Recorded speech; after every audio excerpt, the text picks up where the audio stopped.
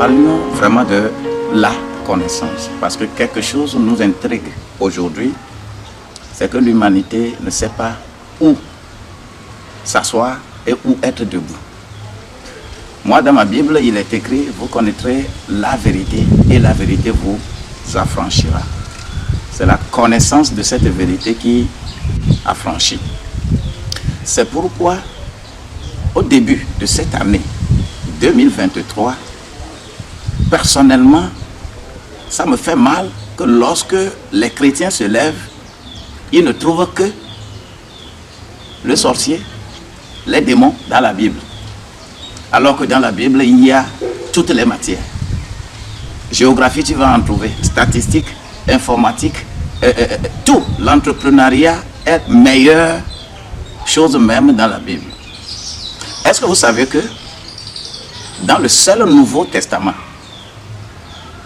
il y a 2084 versets qui parlent de la gestion de l'argent et des finances. Mais ce Nouveau Testament est réputé être un livre du salut. Mais lorsqu'on parle du salut, il n'y a que 218 versets qui parlent du salut. Et 215 versets qui parlent de la foi. C'est vraiment compliqué. Nous voulons utiliser cette opportunité pour aider ceux qui utilisent la Bible à découvrir davantage ce qu'il faut pour que le 31 décembre, qu'on puisse donner un bon rapport à Dieu. J'ai pris et je prends encore l'image de l'évangile selon Matthieu au chapitre 25 et l'évangile selon Luc au chapitre 19. Ces deux évangiles-là qui parlent des mines pour Luc, des talents pour Matthieu. Qu'est-ce que nous allons présenter à Dieu lorsque notre roi des rois va revenir? Le temps est scindé en 12 mois. Je veux que quelqu'un trouve son compte dedans. Tout ce que je viens de dire là, quelqu'un va voir que c'est flou. Qu'est-ce qu'il veut vraiment dire? Je veux seulement te dire que c'est la connaissance qui libère. La connaissance libère. Qu'est-ce que la connaissance? La connaissance, à mon entendement, c'est toute communication maîtrisée par soi qui informe ta pensée, sensibilise ton émotion et mobilise ta volonté. Et toute formation intègre ces trois volets pour donner la possibilité à notre âme de décider. C'est ça le moi. C'est pourquoi toi et moi, découvrir sa vérité, c'est arriver à parvenir à la connaissance. La connaissance qui libère quelqu'un n'est pas dans la Bible. La connaissance qui me libère, tu ne vas pas lire ça dans la Bible, mais ce n'est pas inspiration. Pourquoi? Ma conscience que j'ai est à trois volets. Et c'est le travail de ces trois consciences, conscience du corps, parce que je suis en relation avec le monde. Conscience de l'âme, parce que je suis moi-même. Et conscience de l'esprit, parce que je suis en relation avec Dieu. Parce que Dieu n'a pas de relation avec ton corps ni ton âme, mais c'est avec l'esprit que Dieu a relation avec toi.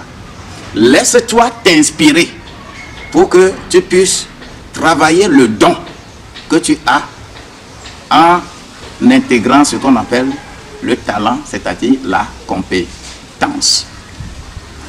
Alors, qu'est-ce qu'un don? Un don, c'est ce que Dieu te donne. Chacun a un don. Ce n'est pas le don que notre famille est fondée. C'est Dieu qui fonde notre famille. Mais c'est toi-même qui dois fonder ton foyer. Il y a différence entre famille et foyer. Et lorsque tu découvres ton talent vraiment pour faire fructifier les dons que tu as autour de toi, ces dons-là parviendront à te hisser au-dessus des autres pour que tu aies la production nécessaire. C'est pourquoi nous avons décrété cette année 2023, année de ma meilleure productivité. Tu produisais, d'accord, mais cette année, tu vas produire plus. Parce que les talents, celui qui a reçu les 5, sa productivité était 100%. Mais pour les mines, sa productivité 1000%. Je veux inciter quelqu'un à faire quoi? À rentrer dans ce que Dieu lui a donné comme don et utiliser son talent. Dieu te donne, mais ce n'est pas le don. Le don ne suffit pas. Il te faut le talent pour multiplier ces dons-là, afin que Dieu soit content de toi. Tous ceux qui sont animés par ce que nous sommes en train de dire vont commencer à se fixer des objectifs. Parce que cette découverte de talent, de dons ou de productivité sont liées à ce que nous appelons l'objectif. Meilleur outil qui est donné à nous pour réussir notre vie, c'est la fixation des objectifs. 2. Meilleur outil pour rendre concret ton objectif, rendre concret ce que tu vas faire, c'est le budget. Le budget. Et le budget, en réalité, si les gens sont en train de gaspiller nos ressources, si les gouvernants, des gouvernants jusqu'au plus petit d'une république n'arrivent pas à bien gérer leurs ressources, c'est parce que on méconnaît ce qu'on appelle le budget. C'est pourquoi nous voulons accompagner qui que ce soit, partout où tu te trouves dans le monde. L'internet est très développé aujourd'hui. Que le budget familial. Le budget familial. Vous savez ce qu'on appelle le budget familial? Si le budget familial n'est pas maîtrisé, cela veut dire que vous n'avez pas la rigueur de gestion de vos ressources. Vous avez beaucoup de biens que vous allez engranger du 1er janvier jusqu'au 31 décembre. Mais on va poser la question à plusieurs.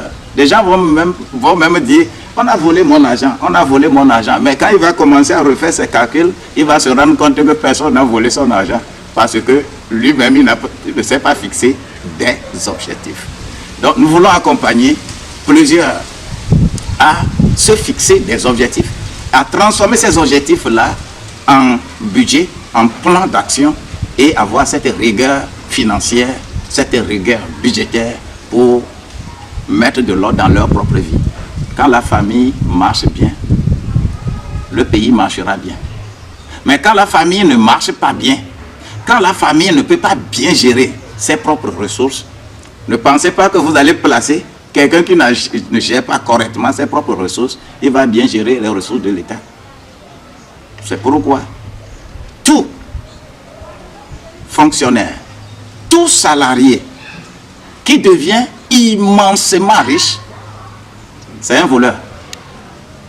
On ne peut pas être salarié et être immensément riche. Quand tu veux être immensément riche, mets au service des populations tes talents. Mets au service des autres pour que les autres se développent et toi, tu te développeras. Car aime les gens, tu auras l'argent. Mais aime l'argent, les gens te fuiront et tu n'auras même pas cet argent-là. Je nous invite à faire de notre vie ce qui est bon, ce qui est intéressant dans la fixation de nos objectifs et l'établissement de budget. Et nous allons vous accompagner à faire tout ça là, si vous le voulez. Soyez bénis.